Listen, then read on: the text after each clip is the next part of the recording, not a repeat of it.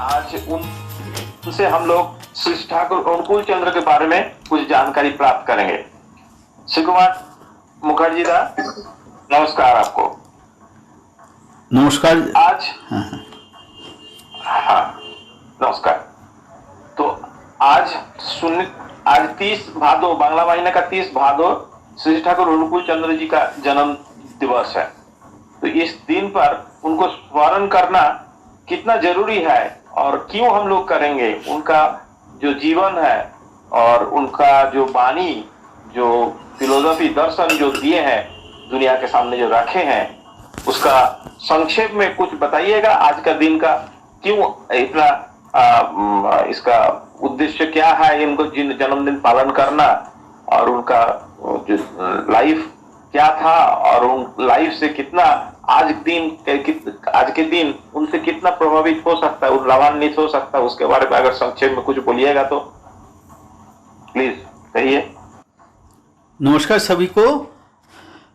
आज श्री ठाकुर अनुकूल चंद्र जी का 135वीं जन्म दिवस हम लोग दुनिया भर में मना रहे हैं, और जो सवाल किया गया उनको याद करने का, उनका आगमन का या उनके बारे में चर्चा करने की प्रासंगिकता क्या है आज के परिमंडल में, आज के परिस्थिति में।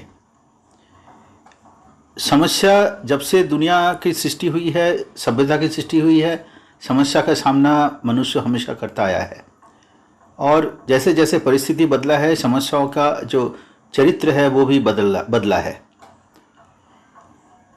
आज से 100 साल पहले जैसे समस्या था, आज की समस्या उससे भिन्न है चारित्रिक तौर तरीके से। लेकिन समस्या का जो मूल कारण है, समस्या उत्पन्न का मूल कारण जो है वो हमेशा एक रहा है, जिसको हम लोग डिस्क्रीट एंड डिवाइन कहते हैं। कुछ बातें जो है वो हमेशा फिक्स रहती है, स्थिर रहती है, कुछ बातें जो है वो बदलती रहती है। जो मूल कारण है समस्या का और कारक जो है वो मनुष्य है। मनुष्य की अज्ञानता, मनुष्य की जानकारी कम होना और अपने अज्ञानता पे विजय नहीं प्राप्त करना, प्राप्त होना, यही समस्या का मूल कारण है। क्योंकि प्रकृति की सृष्टि में प्रकृति कभी समस्या पैदा नहीं करती है। प्रकृति हमेशा ये इकोलॉजी को कायम रखना चाहती है, लेकिन उसमें सबसे ज़्यादा समस्या जो पैदा करती है वो है इंसान, और इंसान सबसे बुद्धिमत्ता की तौर से इंसान सबसे ज़्यादा बुद्धिमान जीव है। अब ये गलतियाँ मनुष्य करता क्यों है और इसका परिणाम क्या है, इस पे अगर हम लोग ध्यान देंगे तब समझ में आएगा कि श्री ठाकुर अनुकूल चंद्र जी का रिलेवेंस क्या है, उनका प्रासंगिकता क्या है। इंसान मूल रूप से उसका जो दो मूलभूत आधार है, उसका एक मानसिक स्थिति है, दूसरा है उसका जैविक स्थिति है। जब तक ये दोनों स्थिति को हम एड्रेस नहीं करेंगे, दोनों परिस्थिति को हम सुधार में नहीं लाएंगे, तो इंसान में पूर्ण तरीके से सुधार नहीं आ सकता है। और अब तक जो भी दर्शन है, जो भी पथ प्रदर्शन किया गया है, प्रदर्शन किया गया है, महापुरुषों ने, शिक्षाविदों ने, समाज सुधारकों ने जो भी पथ निर्देश दिए हैं, उसमें मूल तौर पर मानसिक संतुलन को सही करने का, मानसिक स्थिति को सही करने का उपाय उन्होंने बताया है। लेकिन श्री ठाकुर अनुकूल चंद्र जी आने के बाद मानसिक परिस्थिति को सुधार के साथ साथ जैविक परिस्थिति भी कैसे सुधार हो, इसका पथ निर्देश दिए हैं। यहीं पर उनकी प्रासंगिकता है, और इन दोनों के आधार पर एक नया सभ्यता कैसे तैयार होगा, उसका आधारशिला श्री ठाकुर अनुकूल चंद्र ने दिया है। क्योंकि उनका आगमन जब जिस समय हुआ था 1888 में, उस समय उस परिस्थिति में ये दोनों स्थिति, मानसिक स्थिति के साथ साथ जैविक स्थिति की जो संकट है वो पैदा होना शुरू हुई थी।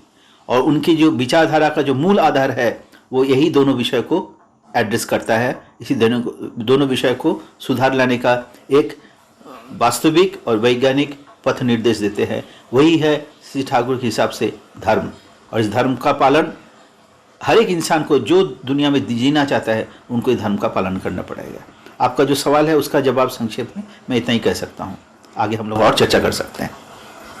धन्यवाद श्री कुमार जी। अच्छा बोलिए, ठाकुर जी का जो जन्म आप बोले 1888 से में हुआ है और उनका 2 साल पहले ही श्री राम कृष्ण के निधन हुआ था।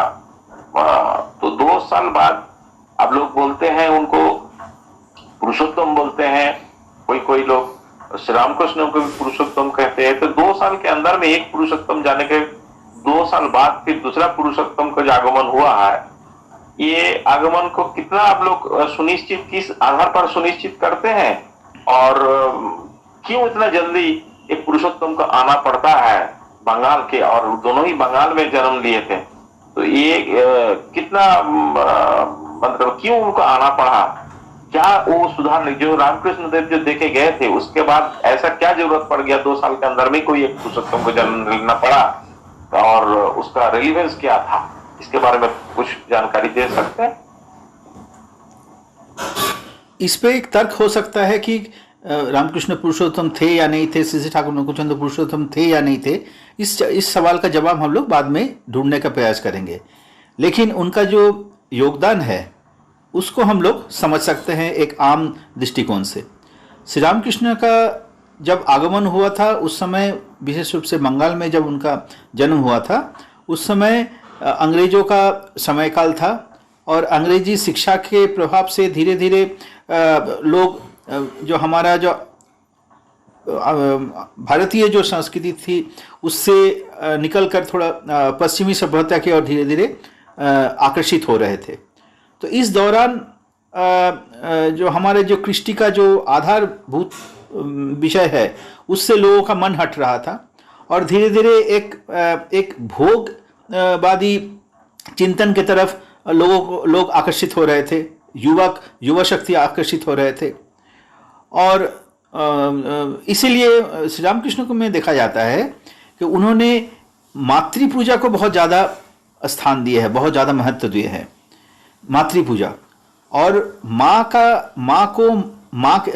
स्त्रियों को माँ के नज़र से देखना, नारियों को माँ के नज़र से देखना, कन्याओं को माँ के नज़र से देखना, ये एक संस्कृति श्री रामकृष्ण के माध्यम से हम लोगों को मिलता है। और इसके पीछे वजह भी वही है कि सामाजिक स्थिति जो जिस तरह से बदल रही थी उसमें माँ का जो मूल जो चरित्र है वो धीरे धीरे धूमिल हो रही थी और लोगों में उस जगह से हटकर एक भोगवादी चिंता धीरे धीरे उससे लोग ग्रसित हो रहे थे। तो इसी जगह पर श्री रामकृष्ण ने अपने मातृ आराधना को महत्व देते हुए एक चरित्र निर्माण का एक आंदोलन शुरू किया, जिसका नतीजा है विवेकानंद और इसके साथ जो युवा पीढ़ी हैं जो श्री रामकृष्ण के प्रति आकर्षित हुए और एक संन्यास धर्म की ओर उन्होंने अपना जीवन को निछावर किया और एक मूवमेंट को आगे ले जाने के लिए उन लोग प्रयत्नशील हुए। लेकिन जो पश्चिमी सभ्यता का जो प्रभाव समाज में था वो उससे समाज उबर नहीं पाया था, वो काफ़ी तेज़ी से फैल रहा था और धीरे धीरे ये जो संकट जो है वो पारिवारिक जीवन में तक पहुंच गया था और धीरे धीरे वैवाहिक जीवन में इसका संक्रमण हो चुका था। और इसी परिस्थिति में एक नया आंदोलन की ज़रूरत थी जो वैवाहिक जीवन को सुदृढ़ कर सके, सुनिश्चित कर सके। और धर्म आंदोलन का या कोई भी सामाजिक आंदोलन हो, हम धर्म पे सीमित नहीं रह रहे, एक सामाजिक आंदोलन का मूलभूत बात है, मैंने शुरू में ही बताया कि इंसानों का चिंतन, इंसानों का चिंतन में परिवर्तन तभी आएगा जो इंसान अच्छा चिंतन का जो उत्पत्ति का कारण है वहाँ पे सही, वो अगर सही जब तक नहीं होगा तब तक उसके चिंतन में परिशुद्धि नहीं आ सकती है। एक आदमी को शिक्षा देकर इतना ही कहाँ तक हम उसको परिशुद्ध कर सकते हैं, जहाँ तक उसके अंदर संभावना है। लेकिन बेहतर संभावना को लाने के लिए पारिवारिक जीवन, दाम्पत्य जीवन, वैवाहिक जीवन को सुधारना जरूरी था। इसलिए श्री ठाकुर आने के बाद वैवाहिक जीवन को बहुत ज़्यादा जोर दिए और वैवाहिक जीवन को सुधारने पर ज़्यादा स्ट्रेस दिए, साथ साथ अपना चरित्र निर्माण जो आपका प्रवृत्ति नियंत्रण के माध्यम से, दीक्षा के माध्यम से जो आत्मिक विकास है, उसके साथ साथ वैवाहिक जीवन को परिशुद्धि लाने का जो आंदोलन श्री ठाकुर अनुकूल चंद्र जी आने के बाद से विशेष रूप से शुरू हुआ, जो मैन मेकिंग मिशन का एक मूलभूत विषय सवाल है। क्योंकि शुरू में मैंने बताया था एक इंसान का दो प्रारूप रहता है, एक मनोवैज्ञानिक, एक जैविक। तो मनोवैज्ञानिक हम लोग समझ सकते हैं, शिक्षा से, दीक्षा से और शिक्षा से उसको बदल सकते हैं। लेकिन जैविक परिस्थिति स्थिति अगर बिगड़ जाए उसको सुधारना नामुमकिन है। इसीलिए जो मूल जगह है विवाह को अगर वैज्ञानिक तरीके से नहीं किया जाएगा, सही तालमेल के साथ नारी पुरुष का चयन अगर नहीं होगा, तो उसमें से जो जातक जन्म लेगा वो एक संतुलित जातक नहीं हो सकता है। उसको 1000 शिक्षा देने के बाद भी वो सही चीज़ को नहीं ले पाएगा।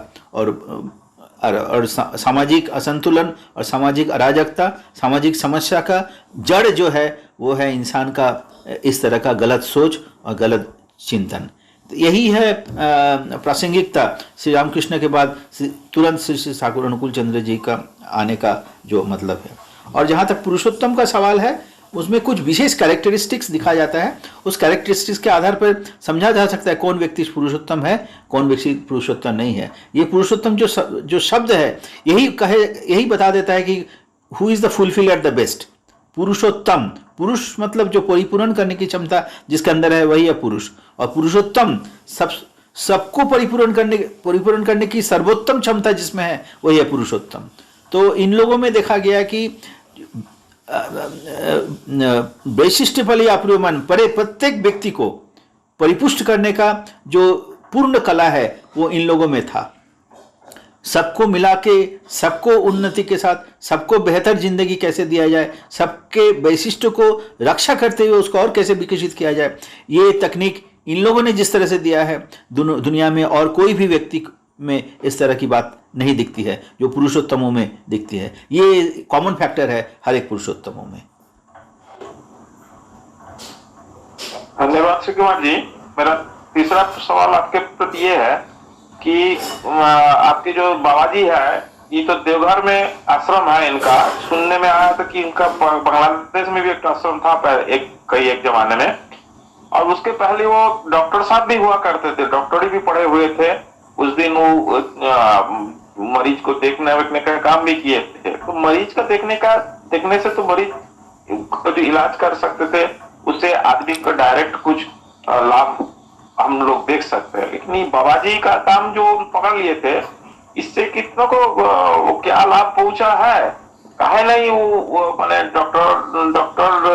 डॉक्टरी नहीं करके ये सब बाबा जी का काम क्यों करना शुरू कर दिए थे? इसके बारे में कुछ बता सकते हैं? बाबा जी का काम क्या है ये तो मुझे नहीं मालूम, लेकिन श्री ठाकुर अनुकूल चंद्र जी का जो काम है उससे लगता है कि एक प्रकृत विज्ञान को मानने वाला व्यक्ति का जो आचरण होना चाहिए, तर्क को मानने वाले व्यक्ति का जो आचरण होना चाहिए, वास्तविकता के ऊपर खड़े होकर जो आचरण होना चाहिए, वो सारे चीज़ इनमें दिखता है।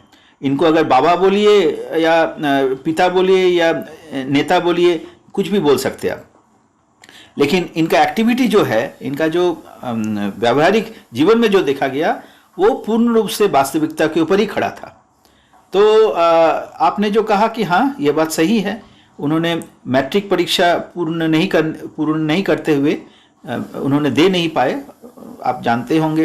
उनका मैट्रिक का जो फीस है वो अपने किसी करीब दोस्त को देने के पश्चात उनकी पढ़ाई वहीं पर समाप्त हो गई। लेकिन मेडिकल स्कूल में उनको भर्ती कराया गया था कलकत्ते में।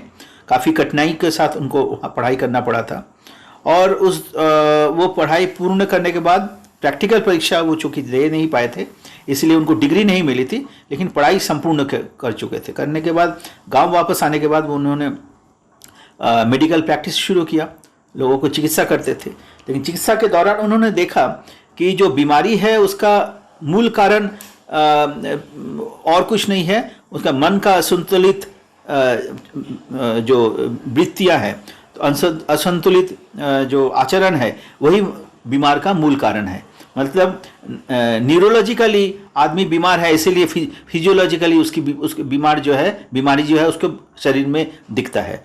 तो इसीलिए उन्होंने न्यूरोलॉजिकल ट्रीटमेंट करने का उन्होंने एक तरकीब निकाली और लोगों को एक समवेत करने के लिए कीर्तन का आयोजन किया। और इस कीर्तन के दौरान उनकी बहुत सारी आध्यात्मिक अनुभूतियाँ होती थी, वो सारी किताब में लिपिबद्ध है, उस पर हम चर्चा आज नहीं करना चाहेंगे समय संक्षेप होने के कारण। लेकिन उस दौरान उन्होंने देखा कि ये आध्यात्मिक ये जो कीर्तन है, कीर्तन के दौरान लोग भावुक काफ़ी हो जाते हैं, लेकिन कुछ दिन के बाद फिर वापस अपने जो अनियंत्रित जिंदगी में वो समा जाते हैं। तो बीमारी का जो मूल कारण है वो उसका तो समाधान नहीं हो रहा है। इसीलिए उन्होंने इसके बाद आंदोलन शुरू किया कि जब तक आदमी श्रेष्ठ से नहीं जुड़ता है, इष्ट केंद्रिक नहीं होता है, आदर्श ग्रहण नहीं करता है, दीक्षा नहीं लेता है, साधन भजन नहीं करता है, तो उस प्रवृत्ति के ऊपर हाथ नहीं पड़ता है। जो अनियंत्रित जो प्रवृत्तियां है, जो वैशिष्ट है, उसको वो नियंत्रित तभी कर पाएगा जब वो जाके किसी श्रेष्ठ के साथ एक प्रेम का बंधन से बनता है। तो इसीलिए उन्होंने पहले दीक्षा का प्रवर्तन किया और दीक्षा के माध्यम से एक साइंटिफिक टेक्निक ऑफ मेडिटेशन उन्होंने दिया। और इसको आज हम लोग काफ़ी एनालिसिस के बाद जो भी थोड़ा बहुत हम लोग समझ पाए हैं, साइंटिफिक एनालिसिस के बाद जो भी हम लोग थोड़ा बहुत इसका जो मूल मंत्र को हम लोग समझ पाए हैं, उससे ये लगता है कि this is the latest technique of meditation that every man should practice. वो संप्रदाय से कोई संबंध नहीं है, कोई विचारधारा से संबंध नहीं है, एक साउंड प्रैक्टिस है जो कोई भी व्यक्ति कर सकता है। खास तौर पर जो यूथ जनरेशन है उसको अवश्य इसके बारे में जानकारी लेनी चाहिए और इसको अभ्यास करना चाहिए। इसको अभ्यास करने से क्या होगा, कम से कम हमारे अंदर में जो संभावनाएं हैं उसको विकसित होने की एक पूर्ण मौका मिलेगा। हमारे अंदर में सुप्त बहुत सारी संभावनाएं हैं। हम लोग जो पृथ्वी में जब जन्म लेते हैं, एक विशेष काम के लिए हम लोग जन्म लेते हैं, लेकिन उसके साथ हमारा जब परिचय नहीं होने के कारण हमारा जिंदगी जो है वो यूजलेस हो जाता है, उसका प्रकृत व्यवहार नहीं हो पाता है। उसको समझने के लिए, आत्मदर्शन के लिए, आत्मज्ञान के लिए और आत्म विकास के लिए ये साइंटिफिक टेक्निक ऑफ मेडिटेशन जो श्री ठाकुर अनुकूल चंद्र जी ने प्रवर्तन किया है वो अभ्यास करना चाहिए। वो ईसाई हो, मुस्लिम हो, किसी भी धर्म के मानने वाले हो या धार्मिक विचार से जो विरोध रखते हो, ईश्वर को नहीं मानते हो, वो भी इसको कर सकते हैं। ये एक प्योर एक वैज्ञानिक प्रक्रिया है, शारीरिक मानसिक एक अभ्यास है जो उसका अभ्यास करने से हमारा न्यूरोलॉजिकल डेवलपमेंट निश्चित रूप से होगा। इसी का प्रवर्तन श्री ठाकुर अनुकूल चंद्र जी ने पहला ट्रीटमेंट का पहला पड़ाव के तौर पर इसको उन्होंने शुरू किया था। यहाँ से उनका एक नया आंदोलन का दौर शुरू होता है। जी मेरा एक प्रश्न है इसमें कि एक्चुअली हम लोग तो ठाकुर बोलते हैं, ठाकुर जी को मानते हैं, जो भी पुरुषोत्तम में मानते हैं, बोलते हैं, लेकिन ये एक जब हम ठाकुर मान रहे हैं, लेकिन how the family of Thakur splitted, अभी ठाकुर का अभी डिफरेंट ग्रुप हो गए। तब अगर ठाकुर को सबको यहाँ मान रहे तो हम लोग एक ग्रुप में क्यों नहीं है? कुछ बड़ा ग्रुप बोलते हैं, कुछ छोटा ग्रुप बोलते हैं, कुछ और एक ग्रुप बोलते हैं। तो फिर ठाकुर का बंग मैंने ये सब हम लोग सब ठाकुर के शिष्य हैं, बट वी हैव मैंने बंटवारा हो गया। तो फिर ठाकुर तो ये नहीं चाहते थे, तो why we have splitted into different group of being a follower of Sri Thakur? हालांकि ये चर्चा का विषय में नहीं था, फिर भी चूंकि आपने जो सवाल किया उसका एक ठोस जवाब हम लोगों को मिलना चाहिए। यहाँ जो मैंने अभी दीक्षा की बात की, दीक्षा में कहा जाता है आदर्श के साथ, यानी श्री ठाकुर अनुकूल चंद्र के साथ चंद्र जी का हमने दीक्षा ग्रहण करने के बाद उनके साथ हमारा एक व्यक्तिगत संबंध बना, और इस व्यक्तिगत संबंध के नाते उनका कुछ निर्देश है, वो व्यक्तिगत निर्देश है, वो सामूहिक निर्देश नहीं है, वो मेरे लिए है। और उस व्यक्तिगत निर्देश को अगर हम सही रूप से समझ पाएंगे तो मेरा आचरण क्या होना चाहिए, मेरा व्यवहार क्या होना चाहिए, मुझे दैनिक क्या करना चाहिए, उसका पूर्ण ब्यौरा उसमें दिया हुआ है। अब इस ब्यौरे के आधार पर अगर हम काम करेंगे तो वो इस तरह के लोगों का जब जमात होगा, उस लोगों का जब वो लोग ऐसे लोग जब गोलबंद होंगे तो एक उनका जो लक्ष्य था, वो जो आंदोलन चाहते थे वो होता। तो अब आपका सवाल है ऐसा ग्रुप या सो कॉल्ड ग्रुप अगर कहीं दिखता है या सुनने को मिलता है, ये क्यों बना? तो इसका सीधा जवाब यही है कि जिन्होंने उनको अनुसरण नहीं किया, उनके विचारधारा के साथ, उनके पथ निर्देश के में अपना कुछ इच्छा को उसमें स्थान दिया, तो जब ऐसा होगा तब लोग एक दूसरे से अलग हो जाएंगे। अगर हमारा लक्ष्य और पथ एक रहेगा तो हम लोग मेरे वैशिष्ट्य अलग होने के बावजूद भी हमारे आपके बीच में दूरी नहीं बनेगी, बल्कि एक दूसरे का परिपूरक बनेंगे। अगर ऐसे नहीं होता है तो मतलब कहीं पर कुछ हुआ होगा, हम या तो लक्ष्य हमारा सही नहीं है, या तो उनका जो निर्देश है हम सही रूप से पालन नहीं कर रहे हैं। यही हो सकता है, इसका जवाब यही हो सकता है। इसके आगे हम ज्यादा कुछ नहीं बोल सकते हैं।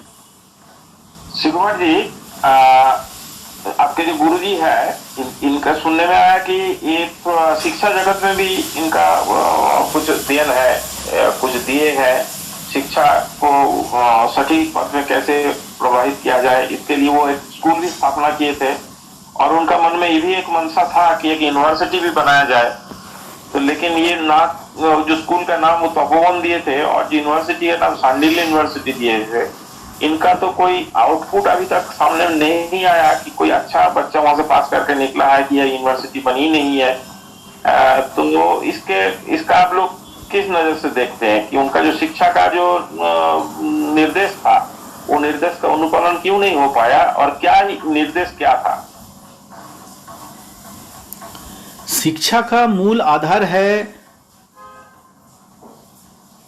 शिक्षक के प्रति छात्र का श्रद्धा।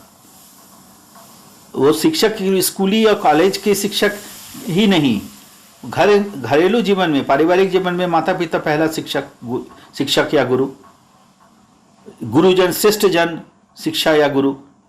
तो श्रेष्ठ के प्रति श्रद्धा अगर संतान में डाला जाए, उनको इनकलकेट किया जाए, वहीं से शिक्षा शुरू होती है। एक बार ठाकुर जी से एक सवाल एक जन किए थे कि आप जिनको पढ़ाने के लिए बोल रहे हैं, इन लोगों का तो कुछ बैकग्राउंड ही नहीं है और ना ही इनका कोई मेरिट है। आप जो प्रोग्राम दे रहे हैं कि 3 वर्ष में मैट्रिक पास करना, अगर कोई सुपर टैलेंटेड होगा, अगर मेरिटोरियस, एक्स्ट्रा मेरिटोरियस होगा तभी जाके ये संभव है, अदरवाइज नहीं संभव, ऐसा नहीं है। तो ठाकुर जी ने तुरंत जवाब दिया, मैं मेरिट वगैरह नहीं समझता हूँ। अब स्ट्रीट डॉग देखे हो ना, स्ट्रीट डॉग जो घूमते रहता है, उसी में से अगर 1-2 स्ट्रीट डॉग को तुम अगर अपने साथ लाके 2 दिन अपने साथ रखते हो, अपने से ट्रीटमेंट कराते हो, अपने पास रखते हो, तो उसका चरित्र में कैसा बदलाव दिखता है, कैसे उसके अंदर में मेरिट ग्रो कर जाता है। इसीलिए मैं कहता हूँ मेरिट वेरिट कुछ नहीं होता, मेरिट ग्रो करता है, मेरी सबके अंदर में है। ग्रो करने का कारण क्या है? वो स्ट्रीट डॉग जाके एक मेरिटोरियस डॉग कैसे बना? Due to the attachment with the master. When he finds a master in its life, then he gets adjusted. His unadjusted complexes get adjusted. Then the merit and intelligence and all those so-called stuff get enriched. अपने आप वो grow करता है। तो मूल factor है how we much inculcate the regard and respect towards the elders and who are superior than me. ये शिक्षा का मूल बात यही है। अब इसके आधार पर जैसे धीरे धीरे वो कॉन्सेंट्रिक हुआ, तो जैसे जैसे ये कंसंट्रेशन होगा अपने आप डिसिप्लिन होगा, जैसे वो डिसाइपल बनेगा तब वो डिसिप्लिन अपने आप होगा। अब यहां से क्या पैदा होता है? इंक्विजिटिवनेस, जानने की इच्छा। जानने की इच्छा क्यों होती है? Now he wants to fulfil his master. माता पिता शिक्षक जो भी हो, उसको वो परिपूर्ण करने का इच्छा उसके अंदर, जैसे ही वो लविंग अटैचमेंट होगा सिस्टम में, उसको संतुष्ट करने की चाहिदा। इसमें बहुत सारी मनोवैज्ञानिक व्याख्या है, उस पर आप हम नहीं चर्चा करेंगे। तो उसके अंदर में जो इच्छा पैदा होगी, how to please my master, ये वो जानवर के लिए भी हो या इंसान के लिए भी हो, तब उसके अंदर में इंक्विजिटिवनेस ग्रो करने लगता है। जैसे वो इंक्विजिटिवनेस ग्रो करेगा, सबके वैशिष्ट्य पाली आचरण उसके अंदर में डेवलप करेगा। हमारे अंदर में वैशिष्ट्य है म्यूजिक का, हम म्यूजिक के थ्रू हम कुछ नया चीज इन्वेंट करेंगे। जिसके अंदर में मैथमेटिक्स का एक एप्टीट्यूड है, मैथमेटिकल एप्टीट्यूड के अंदर डेवलप करेगा। केवल यही नहीं, अगर इसके बाद मैथमेटिक्स उसका बेस है, मैथमेटिक्स को बेस करते हुए वो बायोलॉजी में भी जाएगा, फिजिक्स में भी जाएगा, इकोनॉमिक्स में भी जाएगा, ज्योग्राफी में भी जाएगा। This is the main factor of education. शिक्षा में क्या होना चाहिए? ये different aspects of streams of knowledge को एक केंद्रित करने, इसी को ठाकुर जी बोलते हैं university. The university is the center where varieties of knowledge gets united. That's university. University is the center that varieties of knowledge gets united. तो जहाँ पे विभिन्न ज्ञान का समावेश होता है, वही है यूनिवर्सिटी। वो अगर स्ट्रक्चरल यूनिवर्सिटी नहीं भी हो, लेकिन एक मूवमेंट के तौर पर यूनिवर्सिटी का काम जो है, पर्पस जो है, वो सक्सेस हो रहा है।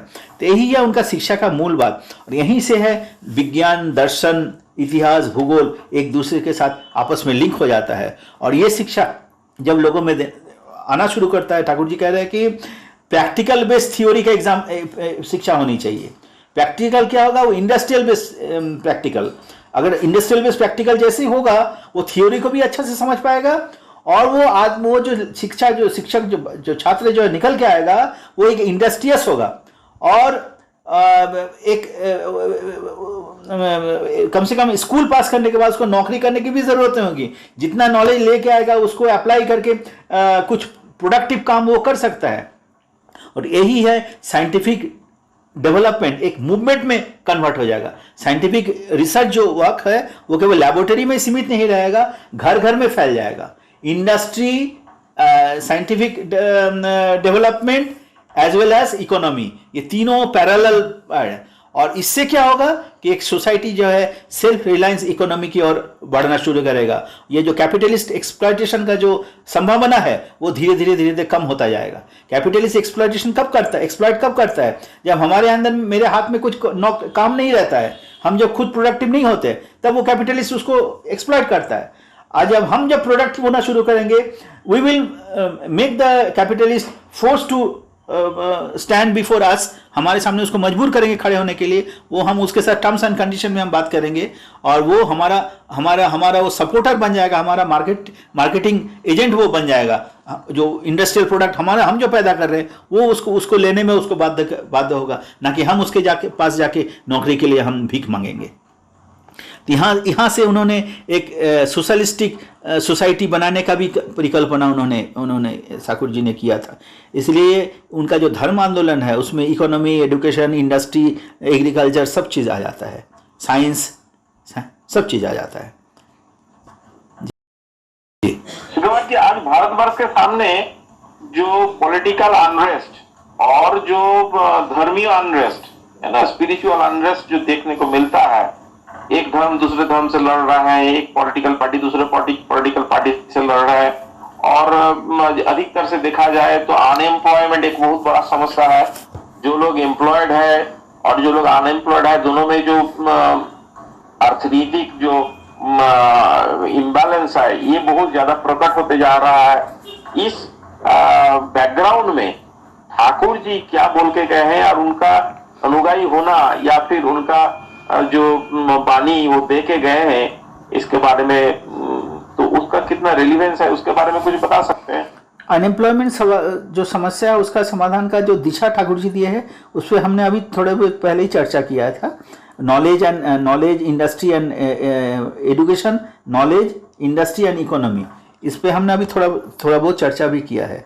दूसरा जो पहला सवाल आपका जो था, जो सोशल अनरेस्ट जो चारों तरफ अभी दिख रहा है, हाँ, पॉलिटिकल एंड सोशल अनरेस्ट जो दिख रहा है, विशेष रूप से ये जो तथाकथित धार्मिक विचारधारा का जो संघर्ष आपस में हो रहा है, ये भारतवर्ष में नहीं पूरे विश्व दुनिया को यह इस चपेट में ले रहा है। इसका मूल कारण क्या है? इसका बहुत सुंदर समाधान और मेरे समझ से श्री ठाकुर अनुकूल चंद्र जी ने अब तक के दुनिया में सबसे बेहतर और वास्तविक समाधान इन्होंने दिया है। वो कहते हैं कि ईश्वर एक, धर्म एक, प्रेरित पुरुषगण एक ही वार्तावाही। धर्म कभी बहु नहीं होता, धर्म एक है। मत बहुत हो सकते हैं, जितना मनुष्य उतना मत हो सकते हैं, संप्रदाय अनेक हो सकते हैं, लेकिन धर्म एक ही है। तो वो धर्म क्या है?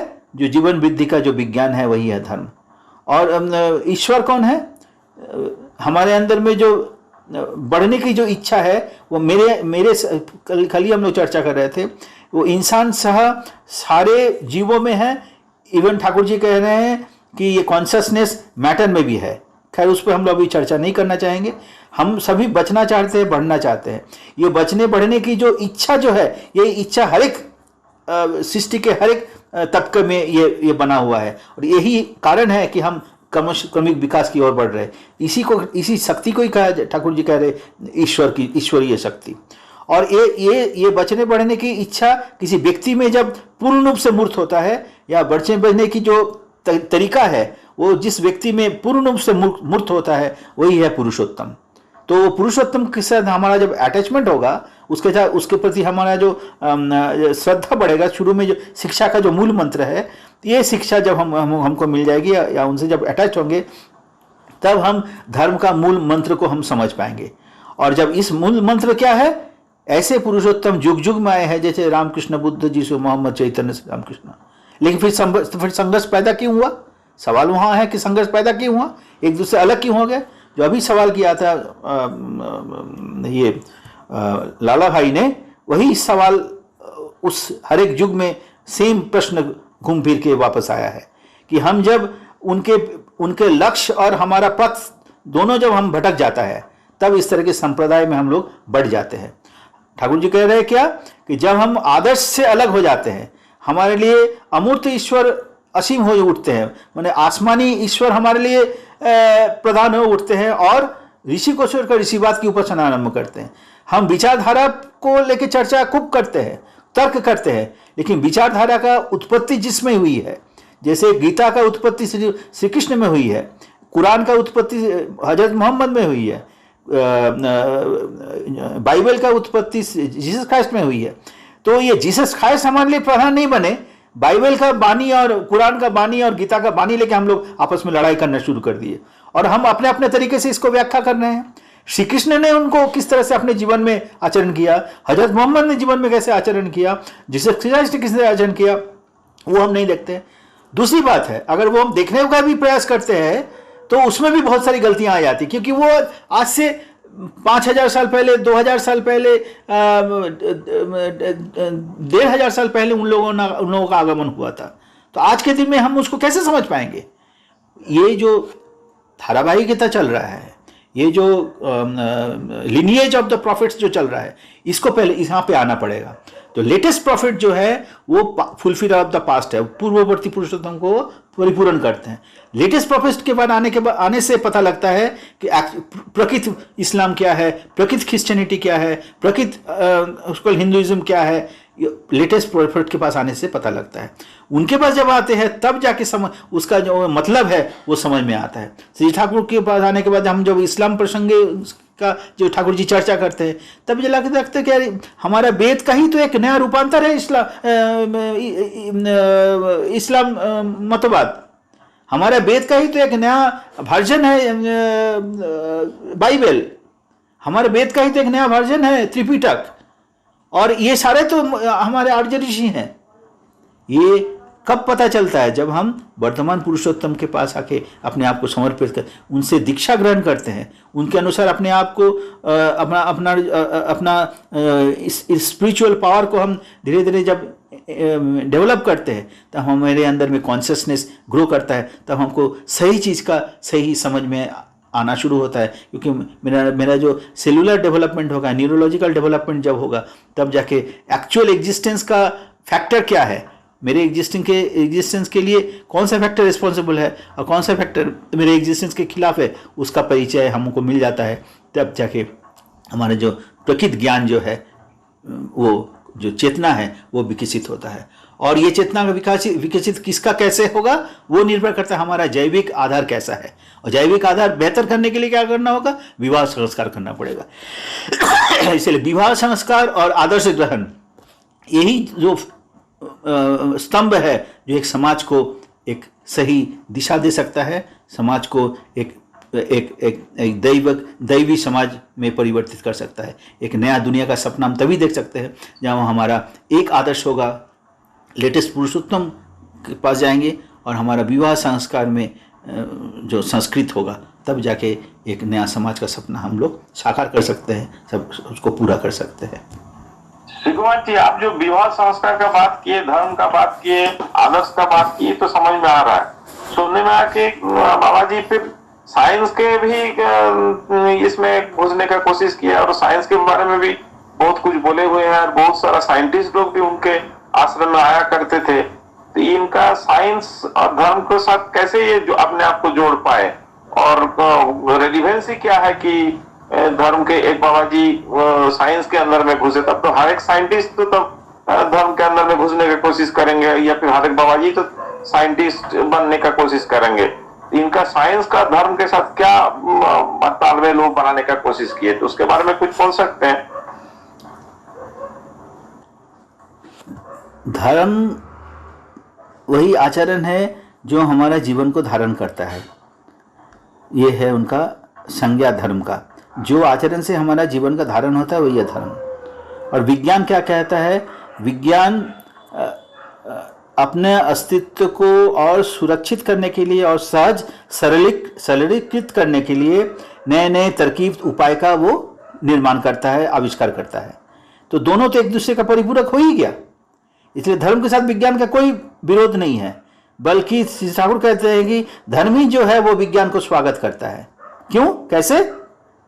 अब तक तो हम लोग दूसरा धर्म और विज्ञान का चिर विरोध है, ऐसा हम लोग सुनते आए हैं। लेकिन ठाकुर जी कह रहे कि धर्म ही विज्ञान को स्वागत करता है।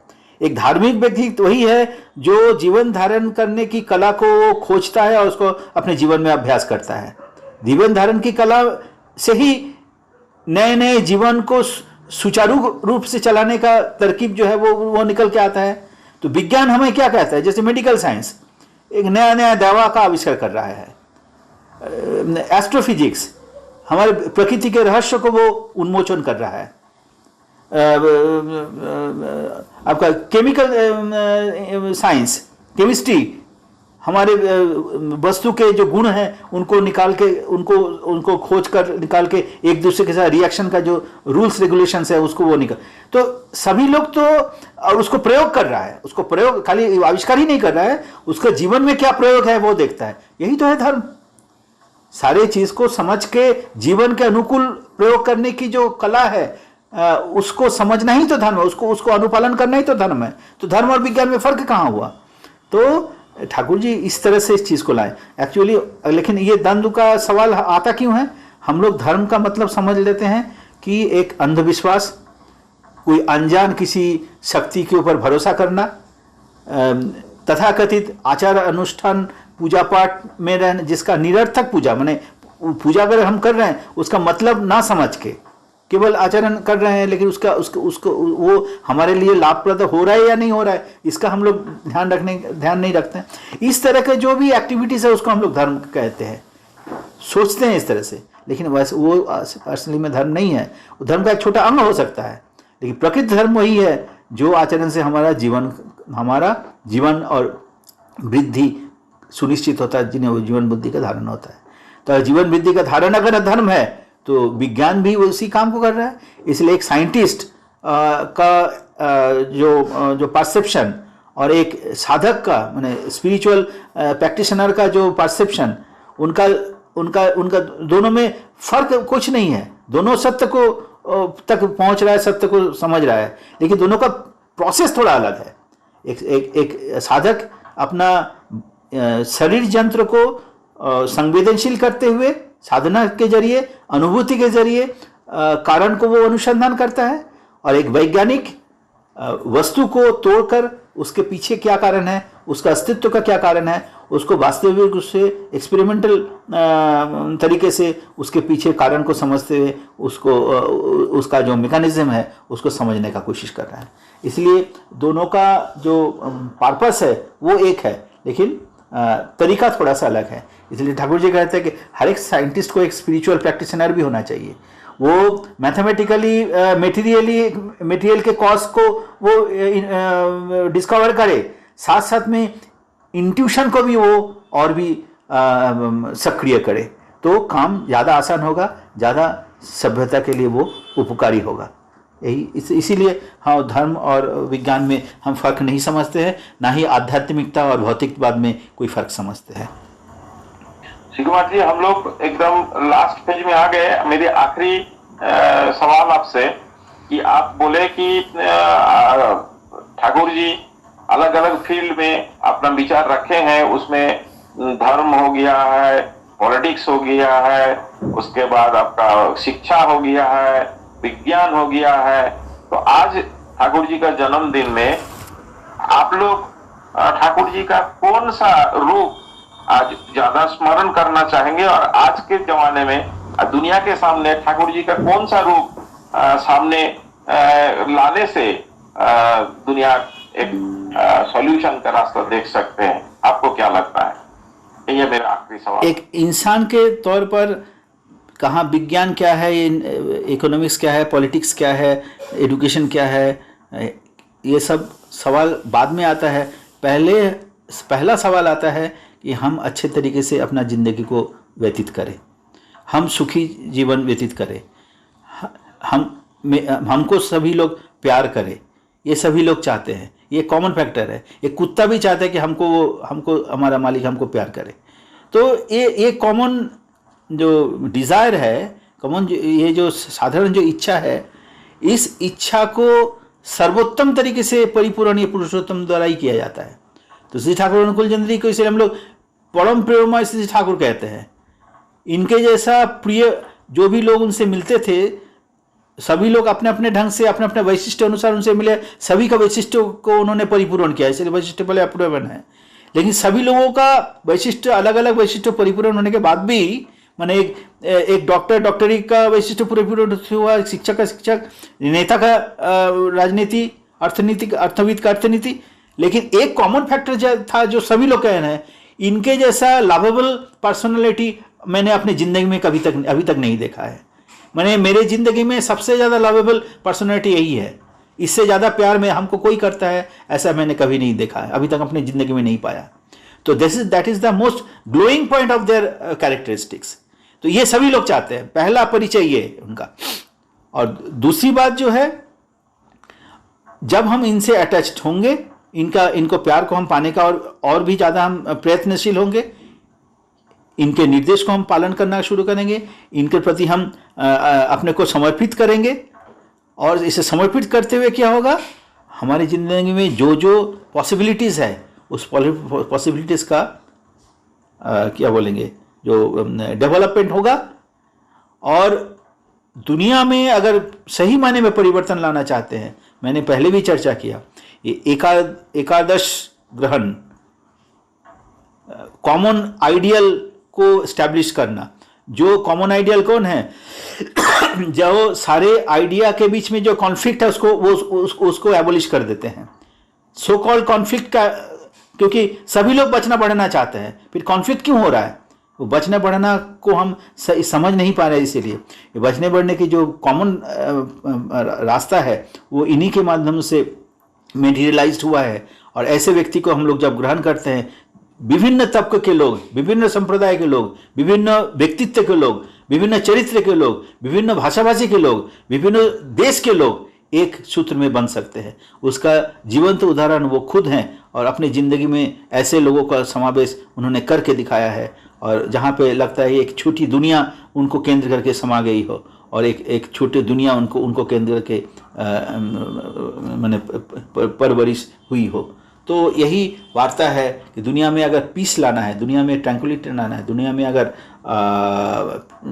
बैलेंस लाना है, तो ऐसा एक लिविंग आइडियल को, लिविंग मास्टर को, लिविंग लीडर को दोनों के दुनिया के बीच में लाना होगा, who loves everyone and who fulfills everyone, who can fulfill everyone, who nurtures everyone according to his own distinctiveness।